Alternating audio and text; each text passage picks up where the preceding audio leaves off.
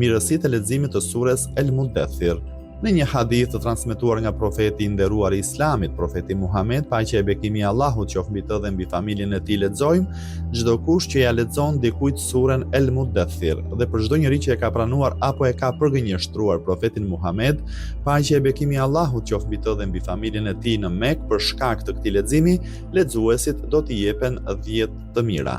Në një hadith tjetër të transmetuar nga Imam Bakiri, paqja qoftë mbi të, lexojmë: ai që e lexon surën El Mudaththir në namazet e detyruara, Allahu ka të drejtë që ta ringjallë për krah profetit Muhammed. Paqja e bekimi i Allahut qoftë mbi të dhe mbi familjen e tij, në vendin dhe pozitën e tij, si dhe në këtë botë asnjëherë të mos e kaproj fatkeqësia dhe mjerimi.